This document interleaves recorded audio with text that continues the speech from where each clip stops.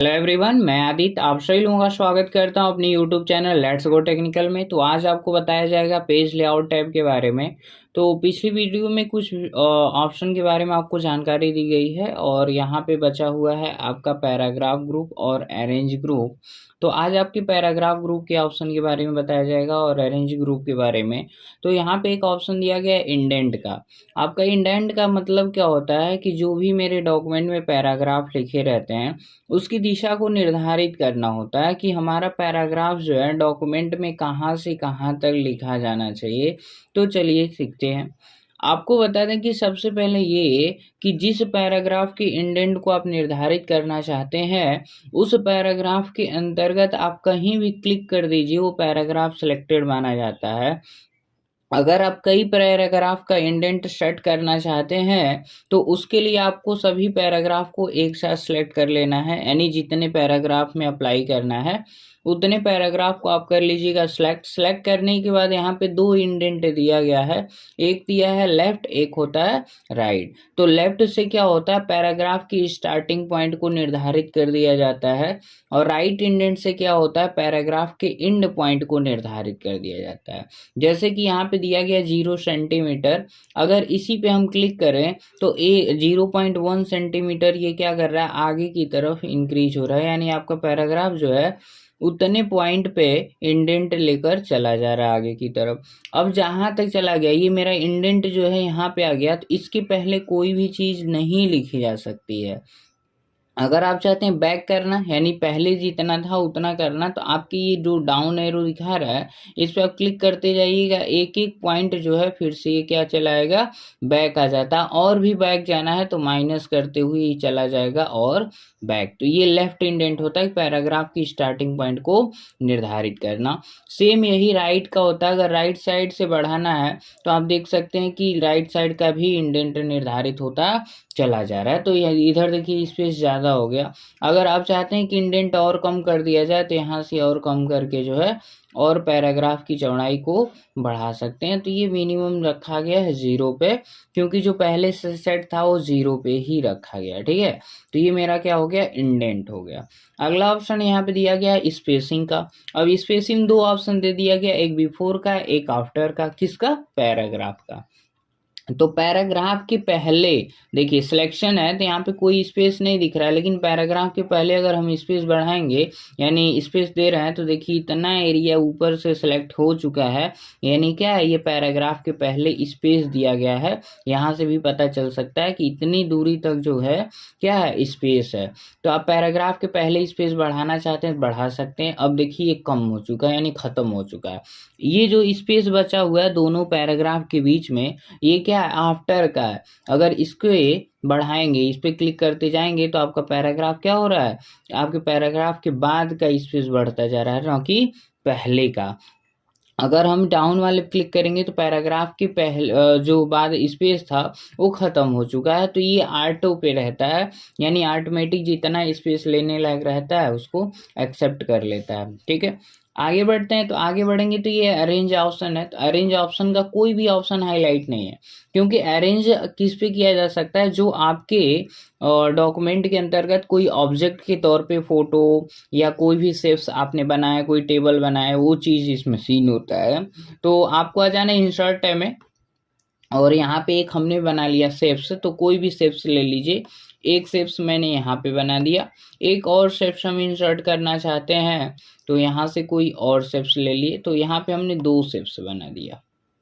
ठीक है, अब दोनों शेप्स बनाने के बाद चाहे किसी शेप्स को सिलेक्ट करिए या ना करिए, आप चले जाइएगा लेआउट टैब में। लेआउट टैब में जाने के बाद जब भी किसी शेप्स को आप सिलेक्ट करेंगे तो आप देख सकते हैं यहाँ फॉर्मेट टैब आ गया, लेकिन फिलहाल हमको लेआउट टैब सीखना है तो लेआउट टैब पे आ जाएंगे, यानी सिलेक्शन करना और लेआउट टैब में आ जाना है। अब देख सकते हैं ये सभी ऑप्शन क्या हो चुके हैं, हाईलाइट हो चुके हैं। पहला ऑप्शन है पोजीशन का। पोजीशन का मतलब क्या है, ये डॉक्यूमेंट एरिया में इसका जगह आप क्या निर्धारित करना चाहते हैं। तो इसका जगह क्या निर्धारित करना चाहते हैं, बीच में ये जो इमेज का साइन बना हुआ है यही आपका जगह दिखा रहा है, यानी 6 प्रकार की दिशा को बताएगा।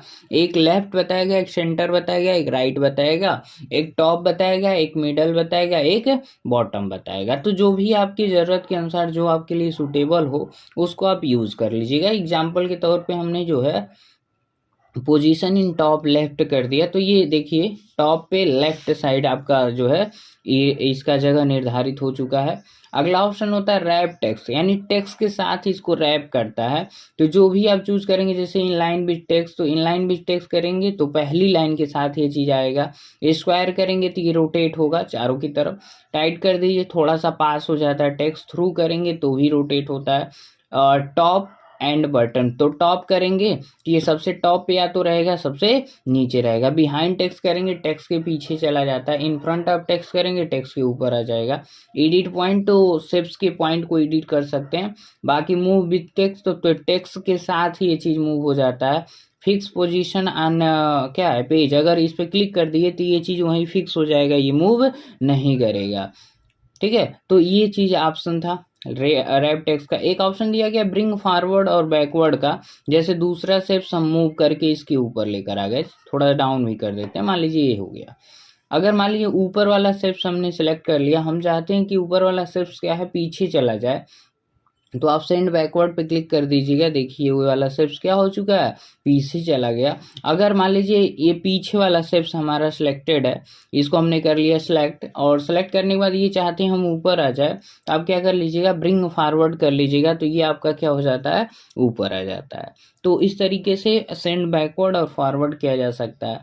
एक ऑप्शन होता है सिलेक्शन पैन का। सिलेक्शन पैन क्या करता है, आपके डॉक्यूमेंट में जितने भी ऑब्जेक्ट होंगे, चाहे फोटो हो चाहे वॉलपेपर, कुछ भी इंसर्ट किए हुए हैं, टेबल या आपका शेप्स बनाया गया है, तो उस चीज को हम सिलेक्ट करना चाहते हैं, हाइड करना चाहते हैं, एक ही साथ शो कराना चाहते हैं, सारा चीज यहाँ से होता है। सिलेक्शन पैन करिए, अगर हाइड ऑल कर दिए तो मेरा शेप्स जितना भी इंसर्ट किया गया था सब हाइड हो चुका है। अगर शो ऑल कर दिए तो सभी एक ही साथ हाईलाइट हो जा रहे हैं। इसके बगल में देखेंगे तो जिसका जो भी शेप्स रहता हो उस नाम से दिखाता है। अगर जिसको मान लीजिए हमको रेक्टेंगल सेलेक्ट करना है, तो रेक्टेंगल पे हम क्लिक कर देंगे तो मेरा रेक्टेंगल वाला शेप सेलेक्ट हो जाएगा। ओवल पे क्लिक कर देंगे तो ओवल हो जाएगा। इसी जस्ट बगल में आई का साइन बना हुआ है, अगर हम इस पे क्लिक कर दें तो मेरा शेप्स क्या हो जा रहा है, हाइड हो जा रहा है। यानी एक बार क्लिक करेंगे हाइड हो जाएगा, एक बार क्लिक करेंगे तो अनहाइड हो जाएगा। अगला ऑप्शन यहाँ पे दिया गया है अलाइन का। अलाइन का मतलब क्या होता है, इसकी दिशा निर्धारित करना।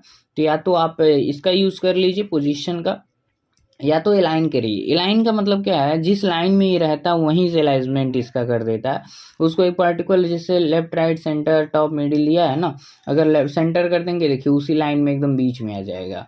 अगर हम राइट करेंगे सेंटर करेंगे तो ये सेंटर राइट जो भी है ये वहीं होता चला जाएगा। तो यहाँ से हो जाएगी इसकी दिशा की निर्धारण। अगला नंबर होता है ग्रुप का। ग्रुप ऑप्शन का काम क्या होता है, जैसे ये अलग अलग शेप्स है तो इन दोनों शेप्स को एक ग्रुप में करना चाहते हैं, इसके लिए एक शेप सेलेक्ट करिए, दूसरा शेप्स भी सिलेक्ट करिए। तो दूसरा शेप्स कंट्रोल के साथ लेफ्ट क्लिक कर दीजिएगा, ये सिलेक्ट हो जाएगा। तो ये मेरा सिलेक्शन हो गया। इसी तरीके जितना शेप्स रहेगा सबको सिलेक्ट करिएगा। अब ग्रुप ऑप्शन आपको हाईलाइट देखने के लिए मिल गया, ग्रुप पे क्लिक करिएगा, ये दोनों देखिए एक साथ हो गए। अब कभी भी इसको मूव करेंगे एक साथ मूव होंगे, कभी भी इसकी साइज को छोटा किया जाए बड़ा किया जाए तो दोनों की शेप्स की साइज जो है एक ही साइज छोटा बड़ी होंगी, छोटी बड़ी होंगी।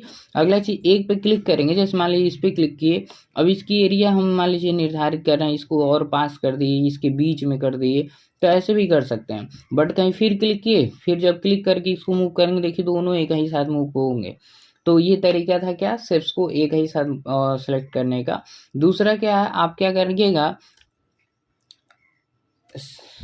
यहाँ पे अनग्रुप करना तो आप आ जाइएगा ग्रुप पे, ग्रुप पे जाने के बाद अनग्रुप कर दीजिएगा, कहीं आउटसाइड क्लिक करिएगा, फिर एक पे क्लिक करिए, अब इसको मूव कर सकते हैं तो केवल एक ही मूव होगा। ये था तरीका। अगला ऑप्शन यहाँ पे है रोटेट का। तो रोटेट से क्या होता है, आपका इंसर्ट किया गया ऑब्जेक्ट जो है रोटेट होता रहता है, जिस तरीके से रोटेट करना रोटेट कर लीजिएगा। तो यहीं पे आपका हो जाता है पेज लेआउट टैब खत्म। यदि मेरी वीडियो आपको पसंद आई हो तो लाइक कर दीजिएगा, शेयर कर दीजिएगा, सब्सक्राइब कर दीजिएगा मेरे YouTube channel let's go technical को। तो मिलते हैं किसी नेक्स्ट वीडियो के साथ, तब तक के लिए बाय बाय।